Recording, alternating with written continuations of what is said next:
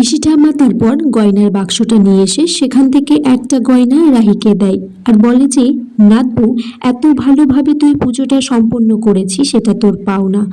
রাহি বলে, আমি এত গয়না নিয়ে কি করব পিসি ঠাম্মা? পিসি ঠাম্মা বলে যে, নারীর অহংকার তো গয়না। রাহি তখন বলছে, না পিসি ঠাম্মা, মেয়েরা সম্মান চাই, নিজের মানুষের কাছে একটু জায়গা চাই, এটাই মেয়েদের আসল অহংকার, যেটা গয়নার থেকেও বেশি ঝলমল করে। রাহুলের মা তারপর রাহিকে বলে যে, রাহি তুমি যতই গয়নাটা না নাও, গয়না কিন্তু মেয়েদের স্ত্রীধন। রাহি বলে যে, মা কিছু মনে করবেন না, আগেকার দিনে যখন মেয়েদের স্ত্রীধন গয়না ছিল তখন মেয়েরা ঘরেই থাকতো, কিন্তু এখনকার দিনে মেয়েরা বাইরে যাচ্ছে, পড়াশোনা করছে, চাকরি করছে।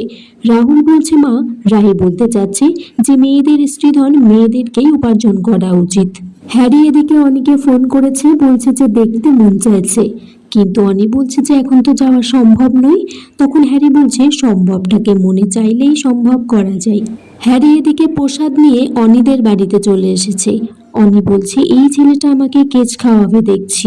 রাহুল বলে যে, প্রসাদের জন্য তো ধন্যবাদ, কিন্তু হ্যারি তুমি এরকম তোতলাচ্ছ কেন?